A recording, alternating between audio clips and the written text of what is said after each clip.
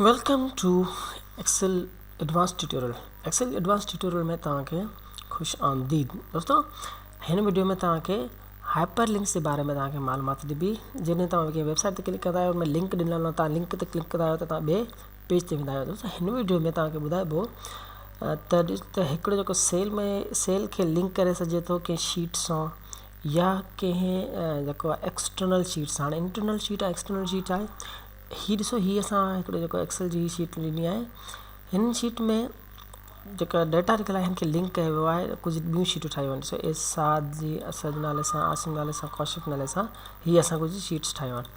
हाणे हिन खे हिन जेको शीट खे ॾिसो वरी असां जेके हीअ नाला आहिनि इंसान इन्हनि शीटनि खे लिंक करे छॾियो आहे। जीअं असीं सात ते क्लिक कंदासीं त सात शीट खुली वेंदी। वरी जेकॾहिं मेन शीट में जेकॾहिं असीं असद ते क्लिक कंदासीं त असद खुली वेंदी। वरी जेकॾहिं असां ॾिसो आसिम ते क्लिक कंदासीं त हीअ खुली वेंदी। जेकॾहिं कौशिक ते क्लिक कंदासीं त हीअ अलॻि अलॻि शीटुनि जा ABC वाइज़ नाला ॾिना आहिनि। हिन खे अलावा दोस्तों ॾिसो जेकॾहिं सात ते क्लिक कयासीं त हाणे असीं जस्ट कीअं बि असीं ऑब्जेक्ट खे लिंक करे सघूं था कंहिं शीट सां या एक्सटर्नल शीट सां या ऑब्जेक्ट सां असीं लिंक करे सघूं था। हाणे ॾिसो हीअ ऑब्जेक्ट आहे न, हीअ जस्ट रेक्टेंगुलर ऑब्जेक्ट आहे। इन ते जॾहिं क्लिक कंदासीं असीं बैक वरी वापसी मेन शीट ते अची वेंदासीं। वरी जॾहिं असीं ॾिसो कौशिक ते क्लिक कंदासीं, ऑब्जेक्ट ते क्लिक कंदा हीअ बैक थी वियासीं। हाणे वरी हिन पासे ॾिसो हीअ जेके एक्सटर्नल शीट मीन्स असांजो जेको डायरेक्टरी आहे जंहिंमें शीटूं पियल आहिनि उन में हाणे हीअ जेको लिंक 1 ते क्लिक कंदासीं न त असांजी ॾिसो अलॻि सां हिकिड़ी फाइल खुली वई हाइपर लिंक 1 जंहिंमें ॾिसो हिकिड़ी शीट आहे। हीअ हाइपर लिंक 1 शीट ई अलॻि सां आहे। ठीकु आहे। जेकॾहिं मथां वरी मुंहिंजे लाइ मेन शीट जेको उनखे लिंक करे छॾियो आहे, क्लिक कंदा त असीं वरी वापसी मेन ते अची वेंदासीं। ईअं जीअं जेको लिंक 2 आहे ॾिसो इन ते जॾहिं क्लिक करूं था वरी ॿी शीट ते खुली हाइपर लिंक 2 ते खुली वियासीं। ॾिसो हीअ चेंज आहे जंहिंमें मेन शीट आहे, हीअ सॼी चेंज शीट आहे। ऐं वरी जॾहिं मथां असीं हिनखे जेको ऑब्जेक्ट ते क्लिक करूं था त वापसी असीं मेन ते अची वियासीं। त हिन में तव्हांखे इहे शयूं ॿुधाइबियूं। दोस्तों अचो त पहिरीं असीं हिकिड़ी न्यू शीट क्लिक करूं, या चलो ठीकु आहे न्यू था क्लिक करूं। हिनखे कॉपी था करे वठूं जस्ट बल्कि कॉपी कयोसीं। हाणे फाइल मां न्यू कंदासीं, न्यू ते क्लिक कंदासीं त असीं न्यू शीट ब्लैंक शीट ते असीं क्लिक करे ब्लैंक शीट ठाहे सघूं था। ॿियो तरीक़ो कंट्रोल N दॿाईंदासीं न तॾहिं बि असीं न्यू शीट ठाहे सघूं था। त दोस्तों हिन ते अची हिते क्लिक करे ऐं असीं पेस्ट करणु चाहींदासीं। सॼो फॉर्मेट लिंक वग़ैरह कुझु बि न अचनि, जस्ट असां वटि वैल्यू प्रिंट थी अचे बसि, ॿियो कुझु बि न अचे। हिन में ॾिसो लिंक विंक कुझु बि न आहे।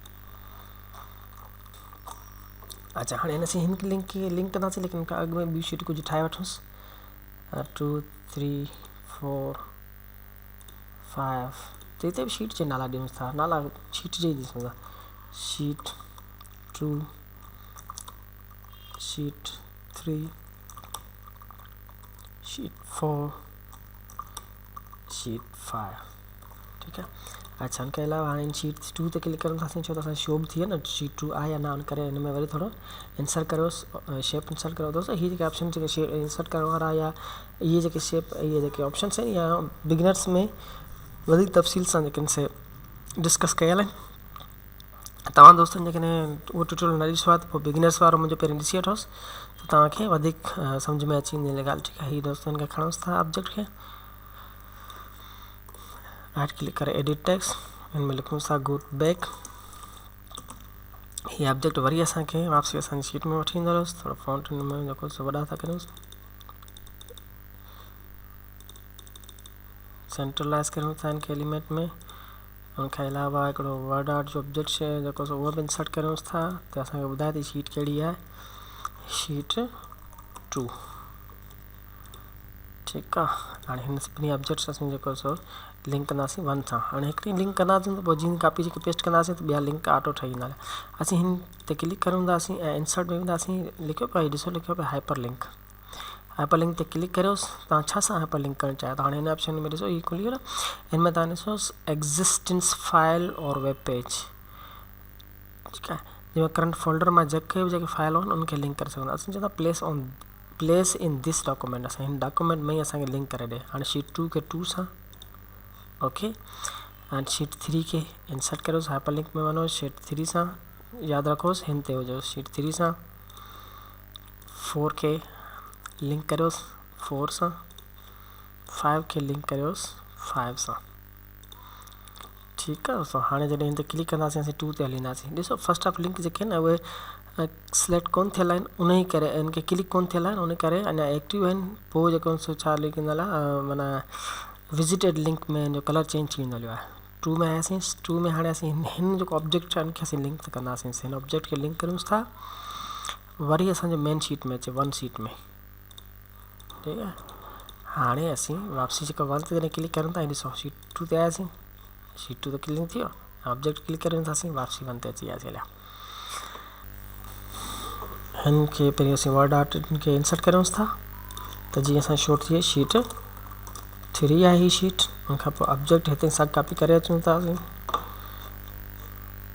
अच्छा सिलेक्ट करण ते ई असीं अची वियासीं मेन शीट में अची वियासीं। हिन ते राइट क्लिक करूंसि था। राइट क्लिक करण खां पोइ इनखे कॉपी था करूंसि। हाणे असीं वञूं था 3 शीट में ऐं हिते कंट्रोल वी ऐं पेस्ट थी वियो। लिंक ॾिसो हिन में ऑलरेडी लिंक थियल हूंदो। ॾिसो लिखियो हथ जो कर्स जीअं त रखूंसि था लिखे थो बुक 1 जी शीट 1 सां जो लिंक थियल आहे। त ईअं जीअं हाणे शीट 4 ते असीं वञूं था वर्ड आउट जेको ऑब्जेक्ट सां उहो इंसर्ट करूंसि था जेको असांखे शो कराईंदो शीट 4। अच्छा हिते हिकु वरी तव्हांखे इंसर्ट करे सां लिंक करे ॾेखारियूं ऑब्जेक्ट में। ऑब्जेक्ट बल्कि हिनखे डिफरेंट ऑब्जेक्ट खणूंसि था थोड़ा डिफरेंट हुजे। राइट क्लिक करे एडिट करूंसि था। जस्ट बैक लिखूंगा। सिलेक्ट करे होम में वञी थोड़ा अखर चेंज करूं था। सेंटर करूं था। ठीक है इनके लिंक करूं था। ऑब्जेक्ट पे क्लिक करो इंसर्ट में लिंक में प्लेस इन दिस डॉक्यूमेंट में शीट 1 सां लिंक कर छो। ये जहाँ शीट 5 अची वेली वर्ड आउट जो ऑब्जेक्ट इंटर करोस।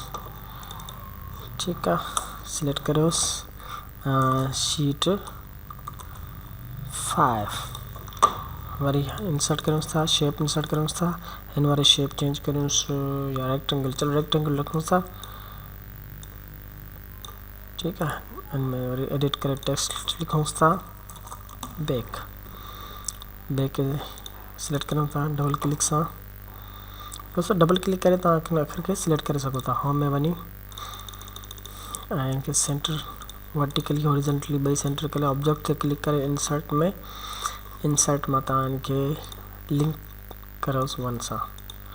ही हाणे लिंक थी आहे। शीट 1 ते वञूं था असीं ॾिसो 2 ते क्लिक कयोसीं। हीअ असांजो अपडेट ते क्लिक कंदासीं वरी 1 शीट ते अची वियासीं। 3 ते क्लिक करूं था शीट 3 ते अची वियासीं वरी बैक करूं था तो बैक ते अची वियासीं। 4 ते क्लिक करूं था ॾिसो 4 में अची वियासीं वरी इन ऑब्जेक्ट ते क्लिक करूं था वरी बैक। ईअं जो 5 ते क्लिक करण सां ऑब्जेक्ट ते क्लिक करण सां वरी बैक थी वियासीं। हाणे हिन जेके लिंक कंदासीं एक्सटर्नल फाइल सां कंदासीं जेके ऑलरेडी असां वटि ठहियल आहिनि लिंक 1 लिंक 2 लिंक 3 नाले सां। दोस्तों ॾिसो इंसर्ट करण सां इंसर्ट में वञो लिंक में वञो। लिंक खां पोइ हिते लिखे पियो त एग्जिस्टिंग फाइल और वेब पेज मीनिंग कि फाइल जो ऑलरेडी तव्हांजे साॻी फोल्डर में मौजूद आहिनि उन फाइल के असीं लिंक करूंसि था। हाणे असीं जेको फाइल में पहिरीं इनके ब्राउज़ करे फाइल किथे पहले असां किसी फोल्डर में आहियूं उनमें असीं हींअर फोल्डर में ना आहियूं उन करे ब्राउज़ करूंसि था। ब्राउज़ करूंसि था असीं हींअर जिते ही फाइल सेव आहे। अच्छा फाइल के सेव ना कयो बुक 1 उन जे करे असां हीअं कराए पियो असीं कंट्रोल एस दबा फाइल के सेव था करूंसि एडवांस टिप्स में डेमो 1 जे नाले सां सेव था करूंसि जेका ॿियनि लिंक्स खे खणंदी। हाणे जॾहिं असीं में वेंदासीं न लिंक में तॾहिं असांखे उन फोल्डर में वेंदासीं। ॾिसो हाणे हिन मां असीं फर्स्ट जेका फाइल कंहिंखे असीं लिंक करे सघूं था इमेज फाइल खे लिंक कंदासीं इमेज फाइल खुली ईंदी असीं एक्सेल खे ई लिंक करूं था। ठीक है लिंक 1 खे असीं करूं था ऐं हिते वरी इनखे लिंक 2 सां कंदासीं हाइपर लिंक्स में। हिते वरी असीं इनखे लिंक 2 ठीक है दोस्तों हिन ते क्लिक कंदासीं। या असांजी फाइल ॾिसो खुलियल ना आहे एक्सेल में हिकिड़ी फाइल जस्ट खुलियल आहे पर क्लिक करण सां ई असांजी हाइपर लिंक वारी फाइल खुली वेली। हिन ते क्लिक कंदासीं दोस्तों किथे अची वेंदासीं कर्सर रखी ॾिसोसि चेक करियोसि। असीं जेको हिन ते फाइल क्लिक करण सां ई असीं वरी असीं जेको हिन में अची वियासीं हाइपर लिंक्स में जेका असद सौद ॾिसो ही वरी असांजी फाइल आहे हाइपर लिंक जे नाले सां जेका पहिरीं जेका सेव थियल आहे उन में अची वियासीं। जॾहिं त असां जेका हुयसि ॿी फाइल असां ठाहीसीं डेमो जेके नाले सां छो त हुनखे लिंक जेको आहे माना मथां जेको हेडर जो लिंक आहे इहो डेमो जो न आहे ॾिनल उन करे तव्हां हिनखे राइट क्लिक करे इन जो लिंक चेंज करे सघो था इंसर्ट मां या हितां ॾिसोसि edit hyper link right click कयमि ऑब्जेक्ट ते राइट क्लिक करे एडिट हाइपर लिंक में तव्हां एडिट करियोसि एक्जिस्टिंग फाइलनि में तव्हां छा में डेमो वञणु चाहियो था डेमो ते क्लिक करियोसि हिन जो लिंक चेंज थी वियो। हाणे असीं जॾहिं हिन ते क्लिक कंदासीं ॿाहिरि क्लिक करे वरी हिन ते क्लिक करो त पोइ तव्हां डेमो में अची वियो जंहिंमें ॾिसो शीट 2 3 4 आहे दोस्तों हाइपर लिंक्स जेके बि तव्हांखे सम्झ में अची विया हूंदा